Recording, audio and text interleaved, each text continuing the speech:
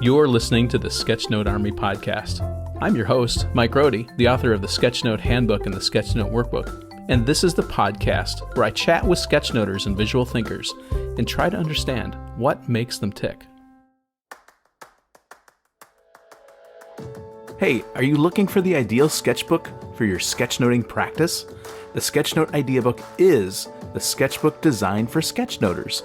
Equipped with no bleed, no show-through paper, you can take almost any marker or pen you can throw at it. Get 10% off with code ARMY at airship.store.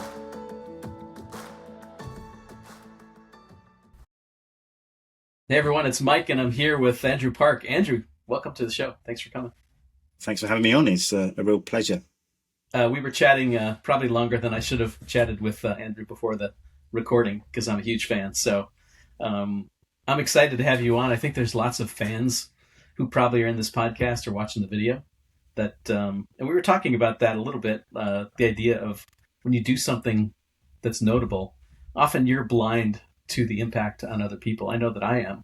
I occasionally get these emails in like, your book changed my life. Like, oh, really? It was just a book to me. So welcome to the show. And I guess we'll just start off. Tell us a little bit about what you do for your day job. We know you, I guess I know you as the RSA Animate illustrator or animator, yep. Or both, I guess. Obviously, you do more than that, so I'd love to hear what you do. Yeah, it's a misnomer, actually. I'm not a very good animator. I know the principles of animation, but I have a really talented team that actually bring my drawings to life. If I was going to say anything, I probably would class myself as a cartoonist. Okay. Cartoonist, illustrator. But then I am a visual thinker as well. I know how to sort of join up concepts and, build maps of things. So I joined up thinking cartoonist, possibly. It's a bit of a mouthful, but that's kind of... So in my day job, obviously the RSA films were quite successful and it enabled me to build a company around the methodology. So in about 2008, we developed the methodology, the process. It hadn't existed before. There were a couple of little smatterings of it out in the world. I think they did a UPS commercial used a whiteboard and had a guy drawing on it as a commercial, I think.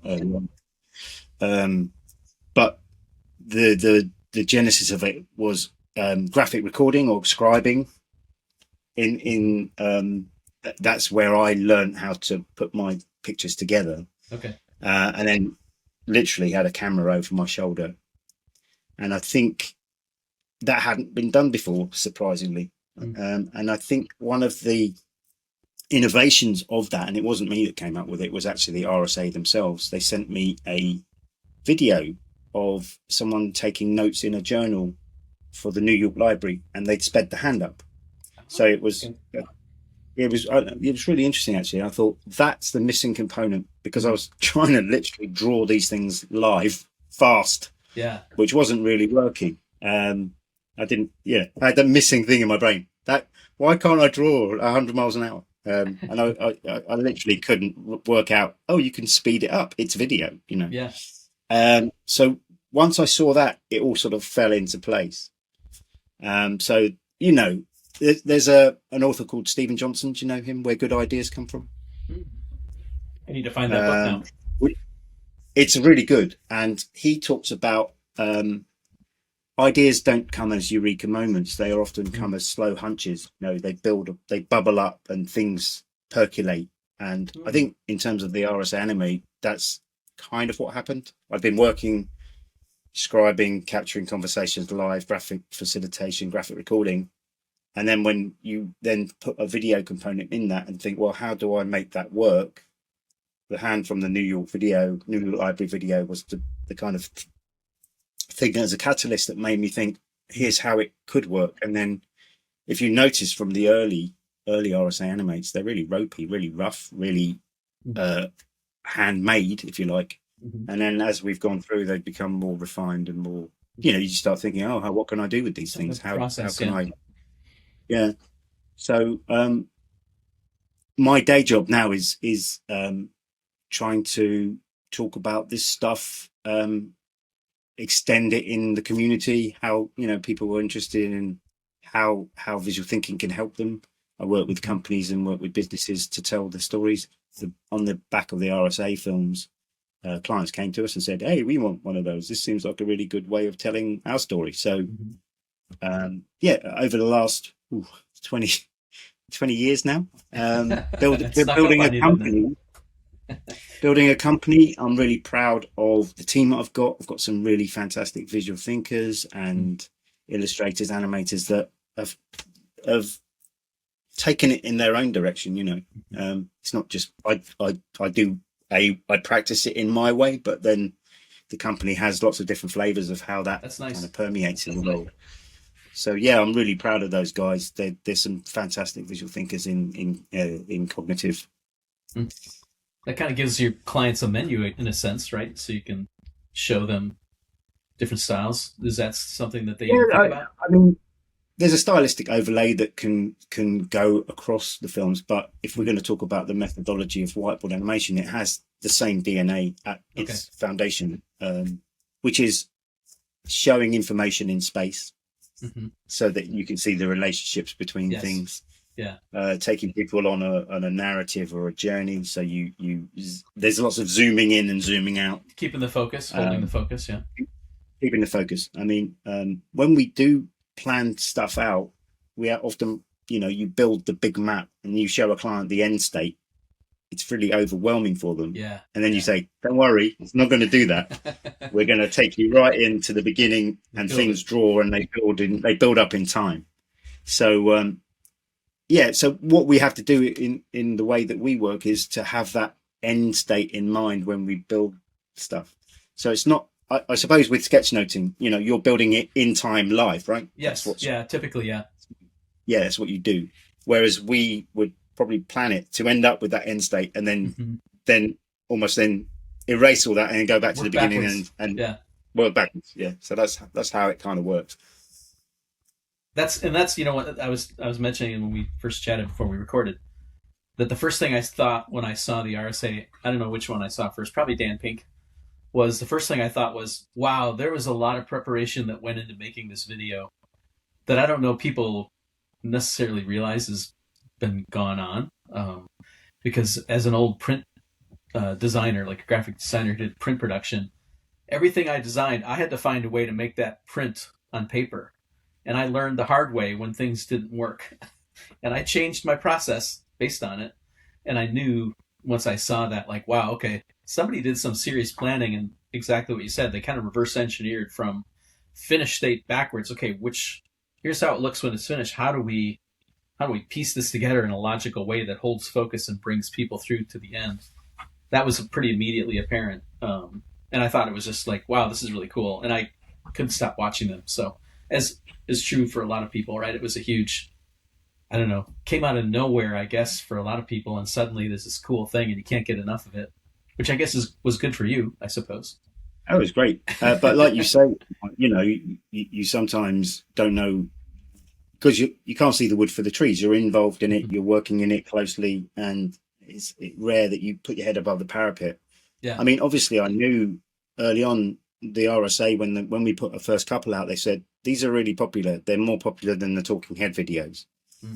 And we were like, oh, great, cool. Then we should make some more then. And then we continued. And it was very much organic, let's make the next one. And then the next one, know. And then we started I think it was like the Dan Pink or the Ken Robinson RSA Animates that just went bang. And millions of people watched those, which was really surprising. And that enabled us to sort of think differently about, I was no longer thinking, well, I still go out and scribe. And James, you've interviewed my friend Bailey, James.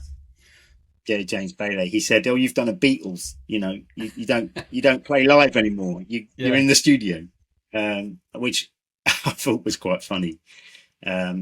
Subsequently, I really do still go out and do scribing. Still, that's good. I like it. I like meeting people. I like talking to people. I like seeing things happen in the room live, which you don't get when you're making animations. There's a bit of a delay. Obviously, you have to make this work. But like you said, with the planning, weirdly, there was a bit of planning, but I tend to work very organically, and it's probably really annoying for my animators when I plan stuff, because halfway through I'm like changing my mind of things. And in a normal animation pipeline, you're making something for Nickelodeon or the Cartoon Network. All of this stuff's mapped out at the beginning. It's rigid. You do your pencils, you do your inks, you whatever, until it's finished, and there's hardly any kind of room for maneuver because it's all on tight deadlines and budgets and things. Whereas because the whiteboard animation process is quite organic, but it's also quite cheap, really. In the early days, it was just a camera over my shoulder filming on a whiteboard. Yeah. So you could actually rub it out with your thumb and do it again.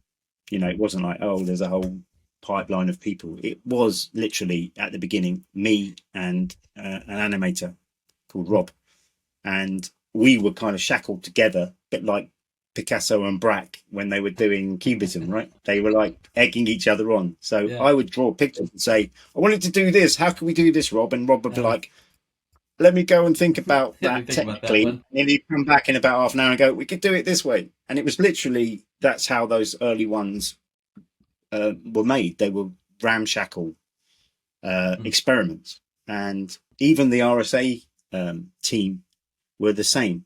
And as these things became quite popular, the RSA got approached by quite big clients, big multinationals, and saying, how big's your marketing department or your creative team? It's like, well, there's just me doing the script, and that was Abby. And then there's Andrew, and they probably didn't even know Rob existed at that point. They were like, well, there's about 4 of us. And they were like, what? How can you make this thing that is a global thing with 4 people? And I think it doesn't happen anymore. Things don't work like that anymore. I suppose now with TikTok and things like that, and individual creators, and you can do stuff on your phone, which we couldn't back then. The early stuff was you had to have video cameras, and they were quite big. Yeah, they weren't very tripod. Good. Yeah. The first film we made was with a flip cam. I don't know if you remember those. I think I have one of those. I think I have one. Yeah. It had a red button on the back. You press it, and it comes on. And that was the RSA Animate's first film, because I didn't want to invest any money in the equipment, because I thought they might not want these. So I bought a flip cam. I don't know how much that was, a couple of £100 or something. Yeah. And I thought, all right. And then the next one, we hired a camera. And then the next one, we hired a better camera. And then we bought a camera. It started like that. Escalated, really. Yeah. So I think this is, most things happen this way, don't they? They're very much kind of shuffling along and building as you go. Yeah, I think so too. No one has a plan. Yeah, and I think, the comment that, only 4 of you are doing this, I think actually most innovations seem to come from small teams, because at some point, if the teams get too big, it can get really wonky, and it's hard to, suddenly people are worried about making mistakes or, the impact, right? You got to have a small team to have that agility. It seems like the agility is the key word. I think you can make decisions on the fly, you can throw things away, you can change your mind. All of those sort of things are really important. And it's ironic now that I spend a lot of my working life helping large, complex teams talk about their stuff in a simple way. So it's like, these multinational companies, they've got a lot of moving parts, functions, people, tiers of work, and they can't see their whole organization. Yeah. And the thing about what we do in the animations, and we show their whole organization. You can draw it in one eye span. You can draw a big picture of it and show how it works. And that's one of the really good benefits of, I think, what I've learned over the last 20 years is being able to help people tell complex stories in a simple way. Maybe that's encouraging for people who do work, like any kind of visual work, whether it's animation like you do, or even live mapping. I've done some of that stuff. Yeah. The idea that these big companies are so big and so rigid and so conservative and worried about making mistakes that they're almost unable to do the kind of innovative, small, agile work. And so therefore they have to bring in agencies like yours and others to kind of see them, because they're blind to it, or they can't quite get their head around it, and so they need someone to kind of do that for them or with them. Yeah, I mean, complexity. I just did a workshop with a professor of business. His name's Jonathan Trevor, and he says that complexity is the alignment killer, which I thought was a really good phrase. Interesting. Because complexity just adds all of this fog that you can't see around, and most businesses really need to align all of their functions and all their processes in order to achieve their goals, right? And I think that as a visual thinker, like, you know, if you're sketchnoting or capturing things live or making animations like we do, it really is it's like a lighthouse. It cuts through that fog. It shows people direction. It shows the linkages, the joint, you know, the stories, the narratives. Sometimes even the process of mapping stuff out, like you do when you capture things live at an event. These things emerge, and they are aha moments for a group of people. They never have seen this before. It's almost like pulling a sheet away from pulling the sheet off, and look, it's there. And we can see it as visual thinkers, right? But they can't. Yeah. So it is a superpower. I think about this ability to make connections is really valuable, and I think many visual thinkers do it naturally because it's just the way, I guess, we're processing information. And so then revealing it in this way and showing the connectivity to us, it just feels like, well, of course, doesn't that make sense? And everybody's like, wow, this is amazing. Like, sometimes I'm confused by that. I can tell you that my whiteboard story for you is I worked at a financial services company, and we used to map out interfaces with a whiteboard. So I was pretty inspired by your work, and we had this giant wall-sized whiteboard. And every Monday, it was Whiteboard Wireframe Monday. So we would sit the team down. It was developers, product owners, and business analysts. And the business analyst on the team was my buddy, and he assisted me. And we would queue up the feature, and we would say, okay, this is a feature we're working on today. We might look at it in the application. We had an old app that we're building as a web app. So we'd say, this is how it used to work. What can we do with this? And then we'd start the discussion, and I would go to the board, and as people talked, I would be drawing the stuff they were saying. I mean, just listening and visualizing it and annotating it. And I remember there was one developer who one day I was drawing something, and he came up to me afterwards and says, how are you drawing what I'm thinking? It's like, I don't know. I'm just listening to you. I'm making the connections. What you're saying makes sense to me. And I've got this capability because I'm working with the software too. Like, oh, I see where he's going. And I would just visualize it on the whiteboard, and it worked really well. It became sort of a unifying, and now that you say that, alignment, it was alignment really, because the whole team was there. They all saw it going down. And I mean, some of our most successful features were actually the ones that we had to struggle with 3, 4, 5 times in a session until we figured it out, because it was complex, and we forced ourselves to work our way through that. And a lot of times I wasn't the one really coming up with the great ideas. It was the developers who would say something, or even better, they would say, hey, can I draw this? Like, yeah, come up. And I would give them the pen, and they would visualize it on the whiteboard. So they were starting to get into it. That environment was really fun. And I could see how it would be exciting for, someone that you're working with who doesn't do that every day, that could be quite exciting to be participating in.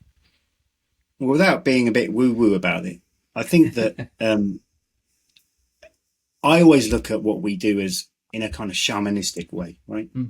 So if we go back to the cave paintings of Lascaux, 30,000 years ago, these paintings, they're a whiteboard on a cave wall, right? They function in exactly the same way as what we do. We just do it on paper or whiteboards. What you're essentially doing is taking a group on a journey, and taking what's in everybody's brains and putting it in a group space. So, I love cave painting. I think they're really, really fascinating. And I think that in a way, they probably helped us evolve our thinking. I think they're very special in that way, that they helped us develop as humans, being able to show that.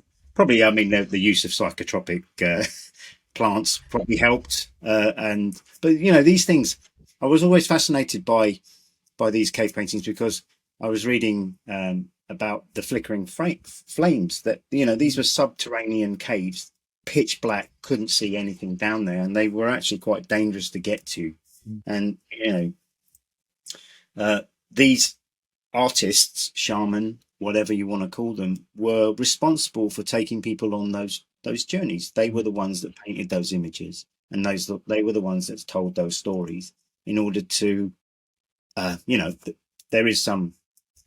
No one knows exactly what the reasons were for those paintings, but they have some idea that they were some kind of rituals or tools, or maybe some kind of training and development. They're like training and development tools. Hey, this is how to kill the animals that we want to eat. So it was almost like an onboarding, course. Come and join us, son. That would make a hilarious video, actually. You could have a shaman and like cavemen going down in the cave and like, okay, it's time for our learning and development session. Here's how to kill the jaguar. But the flickering frames were also really interesting. They have found evidence on some of the kind of outcrops of the cave where they've drawn different states of the animal, right? So when the flames flicker, it creates a sort of animation, like movement. So the leopard's head moves when the flames flicker, and it makes it weird, right? And they've also found like little zoetrope things. So these little discs with a deer on one side and a lying down deer on the other, and they put a strap between the two, and it spins. Spin it. So you create a kind of deer that goes up and down. So they were experimenting with animation. Wow. All that time ago? Wow. Yeah.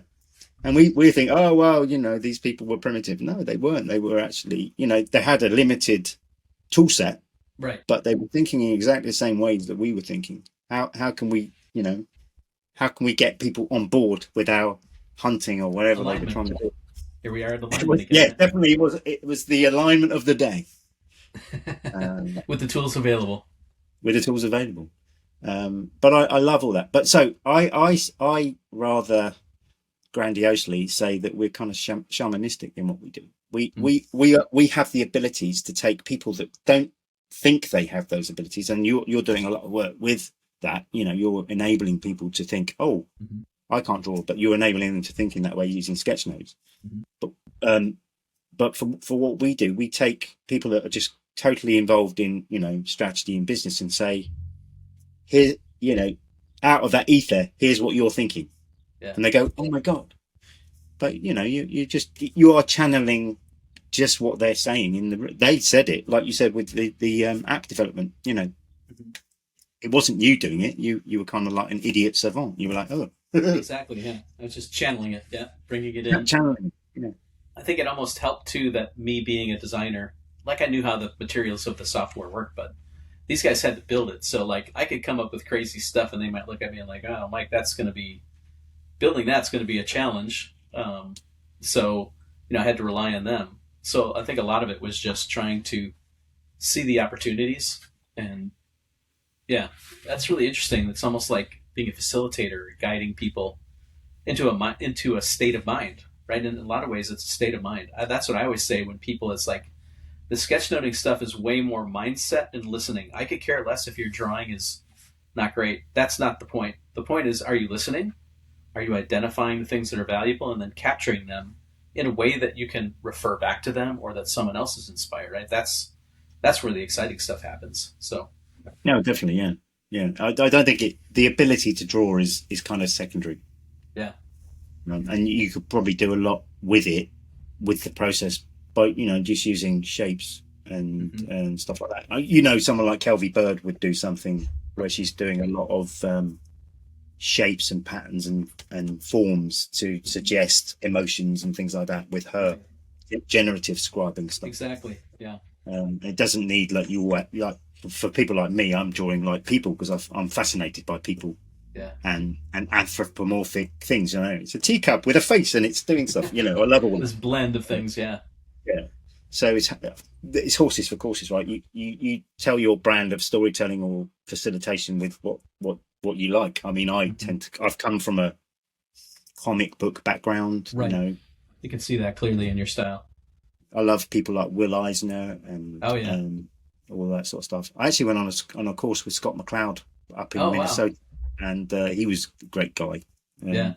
And interestingly, when I was on the course with Scott, I was because I wanted to meet Scott because I love. Have you read Understanding Oh yeah, Comics? definitely. I met him once. He came to Milwaukee, and I think he signed my copy of the book, so that was fun to see him.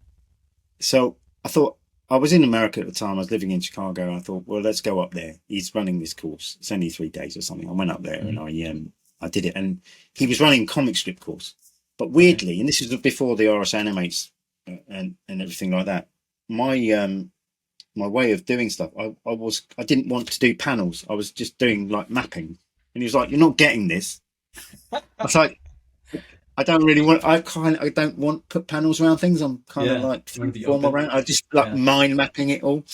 And he was like, "Well, I kind of want you to do panels." Blah blah blah. Anyway, so I did. I kind of did fulfilled his requirements. I fulfilled somewhat, and he was like a bit disappointed with it. Interestingly, when the RSA Animates came out, I saw that he was using them in his slide deck and saying this is the future of one of the ways of the future of comics. And I was like, "What? You told me not to. You told me to put panels in." You convinced him by delivering, right? You had to deliver. You had to deliver the vision, and then he revised his thinking. Exactly. Well, I think the only thing that probably saved it was the fact that you could use animation with it, rather than if you try to, you have to have some mechanism to drive people's attention around it. But yeah, I just thought that was quite funny. That's kind of funny how the worm turns, right?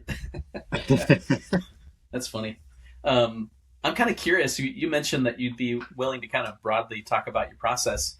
Has it changed much since the early days? Obviously, you've figured things out, and now it's probably more established. What does a typical project look like at a high level?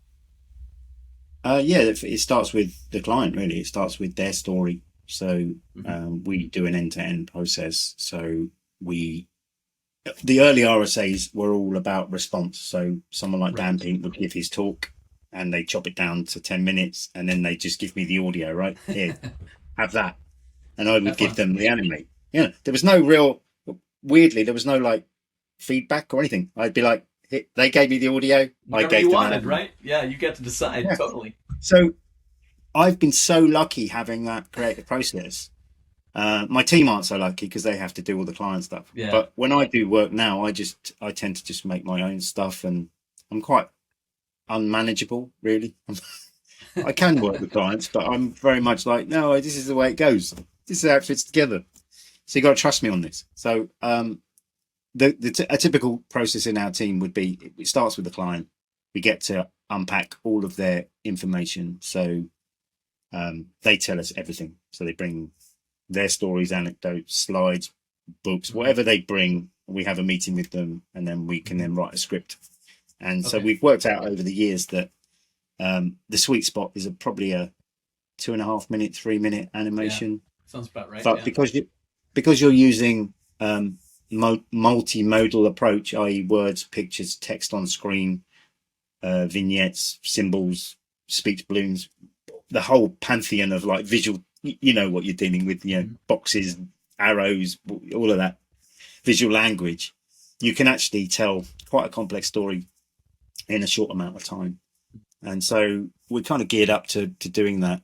So once they've got a script, then we can get into what we call story mapping, which is creating a blueprint. So this is the point where the visual thinkers get to translate the words on the page. Got it. To the images on screen. And we kind of build that big flat end state. That's the box where everything goes in, right? The frame. And then it is just a question of just directing the flow, the animation from that point. Where do we zoom in? Where do we zoom out? What bits pop on? What things get drawn on with the hand? I mean, the hand is a big part of it. The actual, you see things getting drawn. And to be honest, Mike, over the years, we've learned the formalities of the process. When I first developed it, it came instinctively. And sometimes, like you probably did with writing your book, you have to then think, what am I doing here? Yeah. Formally, how is this working in order to teach people, right?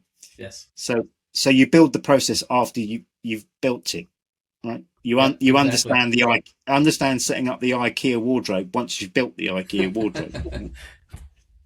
Kind of that's how it rolls, really. So yeah, we formalized all the processes, and then it's just a question of tightening those things up over time, or innovating certain areas. But the basic building blocks are there. It's telling a connected narrative in space and time Mhm.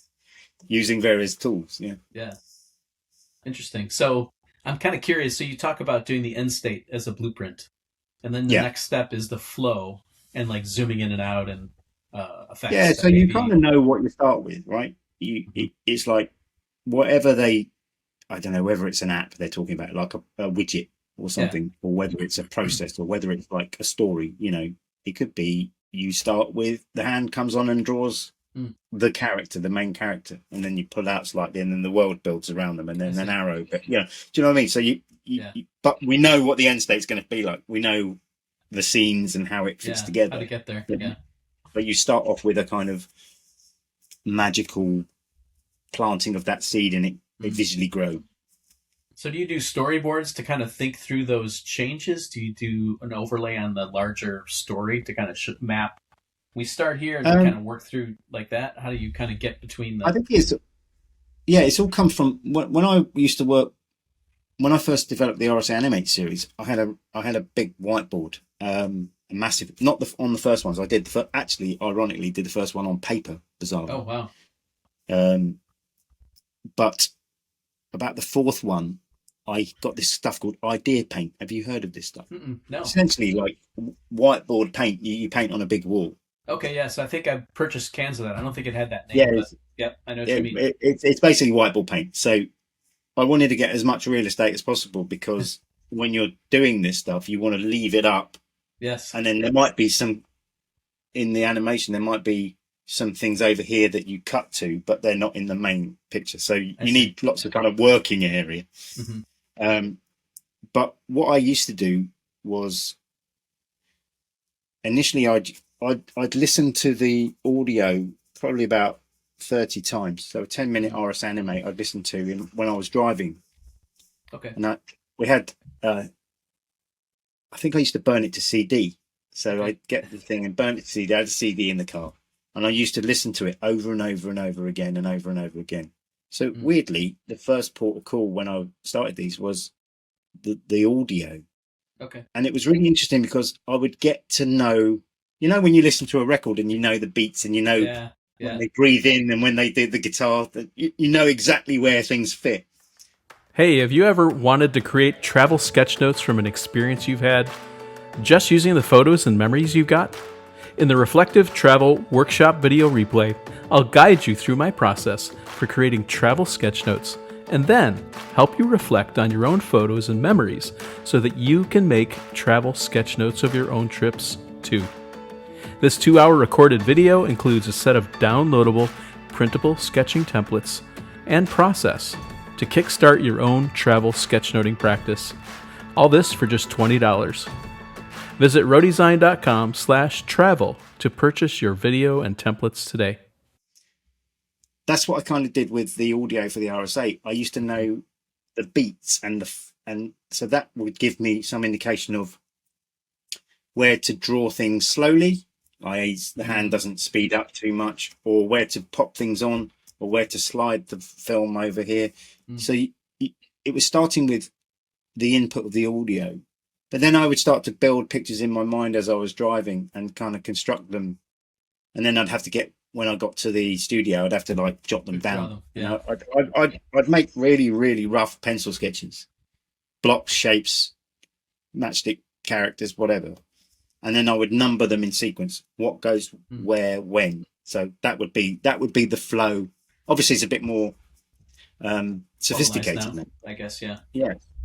And there is a kind of story map that the senior creatives in my company talk clients through, and they do the same thing, which is they number the picture and then they tilt them up. At this point, we're going to go up on the top left of the thing and we'll zoom into that bit.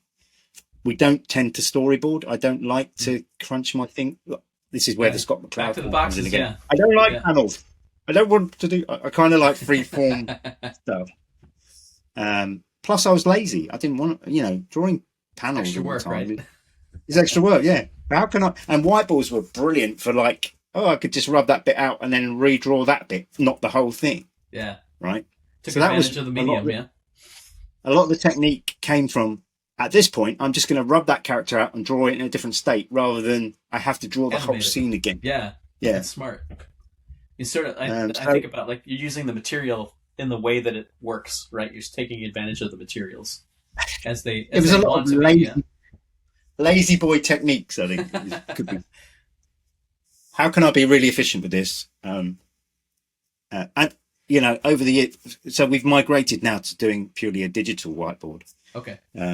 But we still draw on screen. So we have these Cintiq monitors where we actually draw and record our drawings live, but from the inside of the computer rather than having a camera. You don't need a camera anymore, yeah. Yeah. So, and then we put the hand on to. But it is they are hand drawn, and there's a lot of kind of knockoff.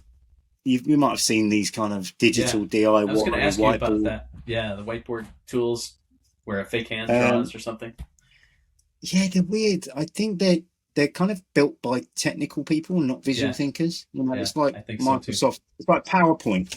It's made by techies. Yeah. They're not made by people who communicate very well. That's why it's kind of linear. And if you go into that, clunky. And I think these DIY whiteboard. There was a story I heard recently. A friend of mine talked to me about it. Concorde, the supersonic plane. Mm-hmm. The British and French developed a plane in the 70s and 80s that could fly to New York in 3 hours or whatever. Yeah. It's a beautifully designed aircraft. But the Russians got hold of it. They saw this and thought, we're going to make a Concorde, right? But they didn't know how it worked. But they saw a picture of Concorde. And so they've made a replica Concorde. It looked like Concorde, but it had weird jet engines on it. It wasn't all the mechanics inside of this plane weren't real. They weren't, it had afterburners on or something like that, which they could only fly for 2 hours and they couldn't fly fast enough or whatever. It looked like Concorde, but it didn't fly like Concorde. Yeah. And I think with these DIY software, they kind of look like what we do, but they don't fly like what we do. Yeah. They have it's very stylistically, this is what they think it does, right? It's a whiteboard. It has this. It draws in time with a VO, but it's like, well, that's not what we do. That's part of our visual thinking. What we do is we tell visual stories and we unpack at the DNA level. What is your story about? And a lot of these DIY things is like, what I think people don't understand is, hey, I've downloaded this now. It's going to make it for me. I'll just press the animate button. Yeah. And it doesn't. You've got to go, oh shit, I've got to write a script and I've got to work out the flow. All the stuff we do, they've got to do themselves. Yeah. But it makes it look like, you take the burden on yourself in a way. Yeah. And you're not prepared for that. And so we've had a lot of people come back to us and say, yeah, sorry, we went down the cheap route and tried to do it for 30 quid a month on this, or buy the software. And they come back to us and said, we tried it. Actually, the cost of making it, over, my time, scripting, trying to animate, working out what drawings I need. It's like, you don't go to a restaurant and cook your own dinner, right? Yeah. Yeah. And then it's probably those things. I was originally mad at them thinking, what are you doing? Because you're kind of diluting the methodologies. You're making it appear rubbish, because I think it does a really good thing. It solves good problems, and when you dilute it with a kind of crappy solution, people think that's what it does, and it does take a lot of work to go, it's better than that. Yeah, that was the question I had for you, was does that software actually bring more people to you? Because I think of it this way, the more they have to do in that software, they realize what you're doing, and suddenly your service becomes a real value, right? Because you're really good at it. I'm sure they probably run into situations where I want to do this, but the software won't let me, because the software was built to just do MVP whatever, and whatever it can technically pull off, which is not everything, right? You're not really getting the full capability of a team like yours. So that would get frustrating and probably push people back to you. That seems true. Yeah, it has happened. I mean, obviously, I think people are still motivated by price in a lot of ways. Yeah. But I do think that essentially what this is it's like Microsoft clip art, but with moving components. Because the thing about what we can do as visual thinkers, and including yourself, Mike, is that we can draw things bespokely. Exactly. Things that haven't existed before. Very niche things. Where a company comes to you and go, "This is what we do," and we're very niche. You can actually go, "Okay, we could draw exactly that." Yeah. Whereas with these DIY software, it's like, I kind of need an office scene, but it needs a little, and then they have to get it off the peg, and it's not quite right. So they're compromising their storytelling by using clip art. Yeah, spare parts in a way. Yeah, and so they're building a kind of hashed together story, which then obviously they're going to feel frustrated at because it's not doing what they wanted it to do.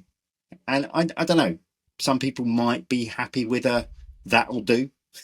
Yeah. But it doesn't help with telling nuanced stories. Yeah. Not for the kind of clients that you're normally working with.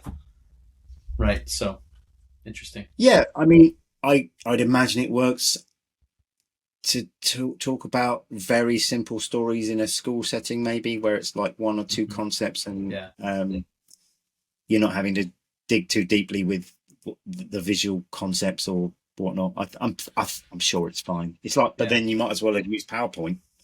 Yeah. I guess there probably is some sweet spot of someone who the tools are just enough and it does exactly what they want, and they would probably never hire you to do it because they don't have the budget for it. So there's probably an ideal customer, but beyond that. And I think that what those guys do well is good marketing. They make it look like it's going to solve all their problems, going to panacea to their visual thinking nightmare, and then they get it and they go, "Oh, I'm a bit embarrassed about asking for my money back. It's only $30 or whatever." They just cancel the subscription and cancel don't have the to worry about it subscription. anymore. Yeah.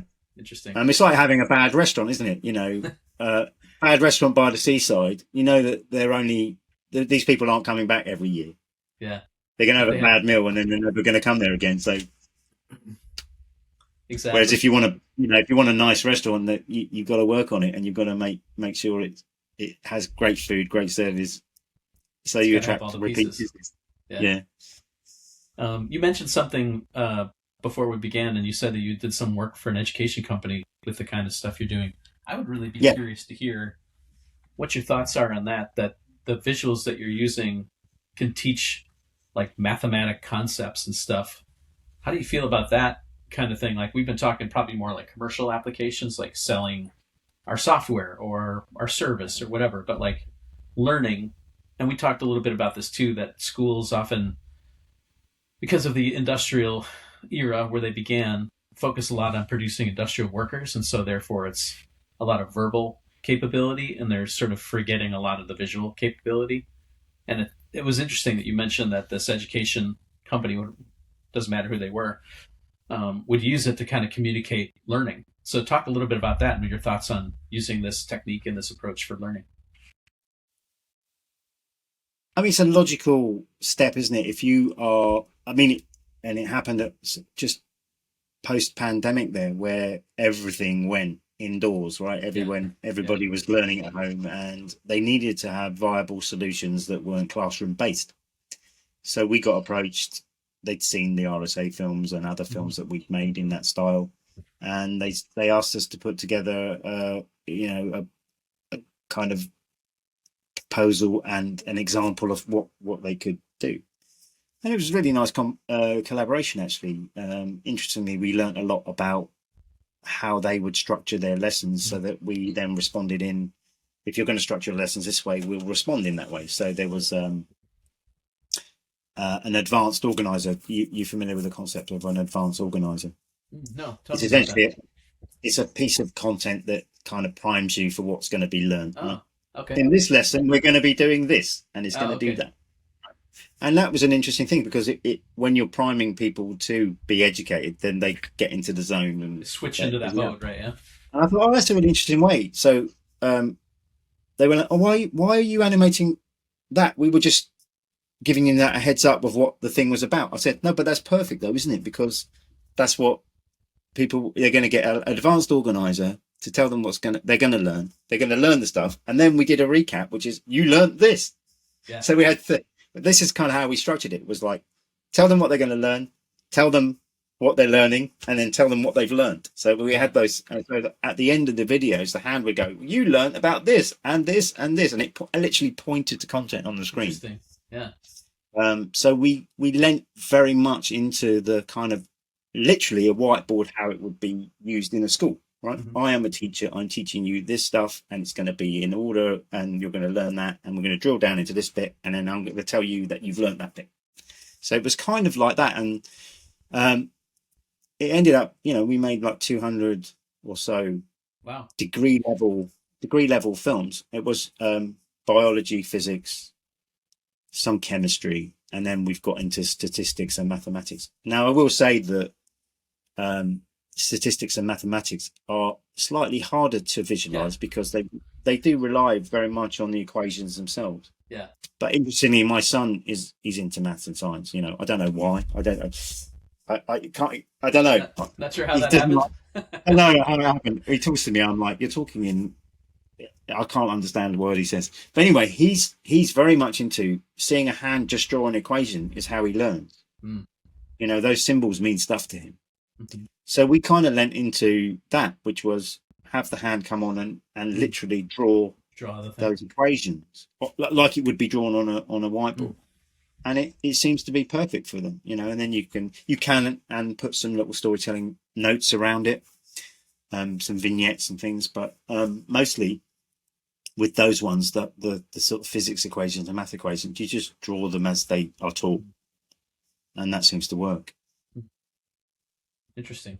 And so were these 200 films, they were kind of overviews about the topic, and then the idea was then you would do some kind of activity that was deeper or practice?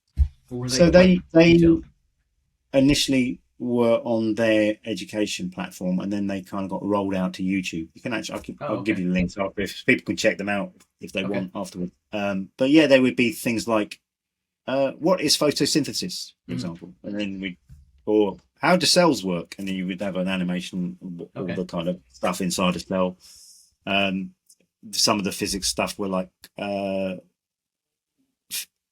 gravity, just the sort of basic physics, electronic components, or all of that sort of stuff. Kind of conceptual learning in a way, like you're getting the concept of it. Yeah, and if you have a good foundation, it makes everything else easier. It would be the groundwork for it. But we were really happy to see that over the course of a years, while we were doing these films, that I think they were viewed more than 100,000 times. And wow. No, actually, no, it's 1.4 million times. Wow. And 100,000 subscribers. Wow. And that's having an impact. It does prove that this stuff, is engaging. Yeah. And it does work, But we did some research, back on in the day when I first, when the RSA started to get popular, I was skeptical because I was thinking, why is this working? And so we got approached by a psychology professor called Professor Richard Wiseman, and he phoned us up one day, and we ended up doing some research about these things. So he ran a test, a talking head video versus an animation. So we set up an experiment, and it ended up being that our work, thankfully, ended up being more shareable, more entertaining, and more memorable. These are the three components that we tested for. I've got on our web, I can send you a link. We've got I did a little case study video, and Richard talks about this, so I can send you the actual research. But yeah, we are keen on, it's not just a style thing. We want to make sure this stuff actually works and it's very effective. It's effective. Yeah. Huh. Wow. That's really interesting. I think I can give you all those links, definitely. Yeah, we can put them in the show notes for sure. there might be some fans here that will definitely want to see the educational ones. We'll dig up. It would be fun. I'll have to reach out to you separately, and like it would be fun to see the first one if it's on YouTube, and then maybe definitely, like pick sort of something in the middle and something now, and sort of see the progression. That would be interesting So to see. the documentary I'm making, because I'm interested, because I was interested in just how things start and then how things end. Because we don't make RSA films anymore. They kind of stopped. Right. They stopped doing them. But if you look at the last one I did compared to like the first one, they're just worlds apart. Yeah, I bet. So I can give you the first one and give you the last one. Yeah, we can. Then people can, when they're done listening here, they can go watch those videos and do the comparison, because they're only a couple of minutes long, right? So you can see them both pretty quickly. Well, they got shorter actually. I think the first ones were actually 10 minutes, and then they kind of cut them down and called them mini mates instead of animates, and they kind of ended up being 5 minutes long. Okay. People's attention spans got less and less. Shrinking. Right, it's ironic though, isn't it? Now everyone's like listening to podcasts for over an hour. Yeah. I think that what I'm learning is YouTube, especially, people put it on in the background and go, wash the dishes or something like that and let it run in the background. So yeah, someone's probably doing that right now with us. Are we going out live at the moment then? No, we're just this is all recording. It'll be released later. Yeah. You're going to chop it up a bit. Oh, I don't. In all these, the only time I've cut these is when someone sneezes or coughs or something, or says something wrong and said, "Oh, I need to do that again." Otherwise, it's just pretty much we turn on the mic and the camera and we roll and we just let it be what it is. This community's, they love all of it, so we don't need a lot of editing, which is great. Right. Makes my life easier. It certainly does. So typically in these podcasts, we talk about tools that you like. So you mentioned one already, which is that whiteboard paint, which I'm going to research that and put a link in.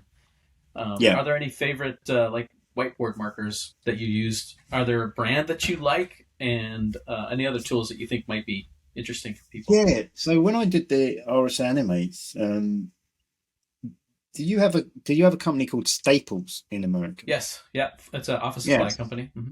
Office supply company. So I used to go to Staples, and they used to do black markers and red markers, like in a 12-pack or a 10-pack or something like that. Their own brand, right? Their house brand. Yeah, their own brand, and that's all I used.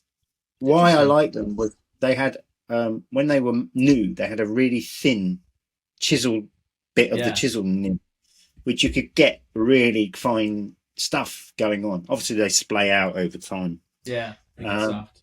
And it's interesting when I first started, because the camera was over my shoulder and it wasn't a particularly high resolution camera when we started, couldn't pick up a lot. We used red and black because they were picked up on the camera clear. And when you look at all the people that were copying the RSA Animates, they would be red and black, right? It wasn't a style choice. It was just literally because they were the things that showed up on camera. Limitation. But it's interesting how it kind of permeates into the kind of methodology that it ends up being. That's the style, and it was that was only because none of the greens and the blues didn't show up. So yeah, the Staples markers, the Staples whiteboards were great. Okay. That's a surprising one. I wouldn't have guessed that, but that's pretty interesting. Yeah, they weren't they're not fancy at all. They were just like, I'm a big fan of office supply stuff. I could buy them in bulk. I think that was the thing, and they would run out pretty quickly, because I would be not like the usual whiteboard. Some of these pens probably last years in some people's offices, but with me, it was like it'd be like I'd get a new box for every Animate I did. Yeah. Wow. Okay, Staples. That's the whiteboard markers. Nice. I don't know. I don't know if they kind of gone bust in this country. I think so. I think you could probably get them in America if you want to go old school and make some old school RSA Animates. Go down to Staples and get the red and black. I'm going to go take a look now. Some of the other, obviously, we've gone digital, so I just draw in Photoshop. I love. Yeah, Photoshop. You mentioned Cintiq. A few people. Yeah, I've got a Cintiq. I've got a 16-inch and I've got a little travel one, 13-inch that I've sometimes use. And for those who are, there's a lot of people on here that are more iPad people. They may not have experience. Cintiq is basically it's a monitor that you can draw on with a dedicated pen that's got pressure controls and such. It's like an iPad without the computer in it. Yeah. Yeah. But the Wacom people that make the Cintiqs, the pressure sensitivity is really quite good. Yeah. I had an iPad, but I never could quite I could never bridge the gap. I like Photoshop. I know my way. I'm an old fart, so I know my way around Photoshop. And I could never. Your system. Well, I only use like one thing really in Photoshop. It's like if I do work, it's pretty much drawing with a black marker pen. Basically, it's a Photoshop brush, but I've made it so it feels like and it's got the pressure sensitivity, and it feels like a pen for me. Interesting. I don't tend to use all the fancy stuff and cross-hatchy brushes, and I just like black pen. There you go. Yeah. Draw. Keep it simple. It's old school. Yeah, exactly. I think when it comes down to it, and you're under pressure, having those solid things can often be a huge benefit. So you mentioned sketchbooks? Are there any sketchbooks? Do you carry a sketchbook around and do doodles and such like that, or when you're done with work, do you kind of leave it behind and you just you'd rather have a tea and read a book? I don't know. My sketchbooks are actually, I always am impressed by people that can do really nice sketchbooks, and they're kind of works of art in themselves. Whereas mine is a utility device. Yeah, I think I'm like you in that way. Yeah. How do I get my thinking down so that it's recorded? It's scratchy. It's, they're the next step to get me to the level, and then I'll take it into some other medium. They're not the thing itself. They're just the delivery of my ideas to some plane where I can remember them. But you can go on Instagram and Pinterest, can't you? And just see these beautifully rendered things. I mean, if you look at someone like Peter Durand, his sketchnotes are just really bloody neat, and you think, I haven't got time. I literally haven't got time for that. I've got time for Peter's work, but I haven't got time to do that myself. Yeah, exactly. Yeah. I think it's somebody like Danny Gregory, if you've seen his work, his stuff is really amazing. And I think this interesting story I should see if I can get Danny Gregory on. He started quite late. I think he was under stress or something, and he started drawing as a way to relax himself or something like that. And now his whole business is teaching people how to draw. So that's cool. Interesting guy. That reminds me of the Kurt Vonnegut book, right? Bluebeard. Have you read Bluebeard by Kurt Vonnegut? I've read Vonnegut, but not that one. There's a character in it called Dan Gregory. Really? And he's an illustrator, and I think he's based on who's the guy that used to do all the kind of covers for the kind of Americana, kids in getting haircuts and. Oh, that was I was just thinking about Rockwell. I know who you're talking about. Norman Rockwell. So Dan Gregory was based on Norman Rockwell, but I think it's quite nice. I think quite funny that you're talking about Daniel Gregory as an artist. As an actual. That was just story. Yeah. It's not real. Interesting. Cintiq sketchbooks. So I use Moleskines, and I like Lectern. Yeah, that's a German brand of competitor to Moleskine. I like those too. Yeah, I like the kind of little wallety thing in the back, and but yeah, I quite like just copy paper sometimes, just sheets of copy paper, not very pretentious at all. Yeah. No, not at all. That's a funny story. Is when I started teaching workshops, I had this idea that I had to give away fancy moleskins and pens, and it quickly became clear that people were very intimidated if they didn't know how to draw by these fancy tools. So I almost immediately switched to I would buy a ream of printer paper and a box of Flair black pens. That was it, and I would pass them out. They were cheap. The great thing about printer paper is if you don't like it, you crumple it up and recycle it and take another sheet. It costs you, a fraction of a cent, right? So there was no pressure to make anything beautiful with copy paper. I used to have a little sign on my desk, Mike, that said, I will not be afraid to make bad art. Mm. Because I think that in a way, if you have, sometimes these tools, as you say, they inhibit your thinking. Yeah. If you're too precious about them and you don't want to make your precious little sketchbook rubbish with your crappy drawing, imperfect, then you tend to be petrified by it and don't do it.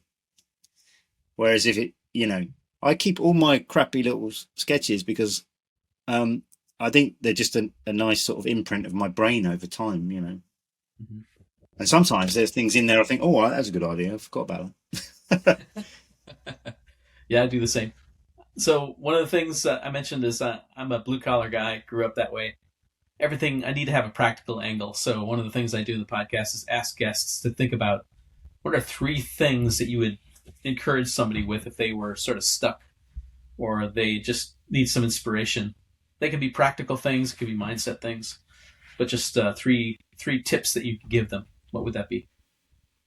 The way that I visually think through ideas sometimes, or problems, or try and solve problems, is I very much I think I call it thinking visual German.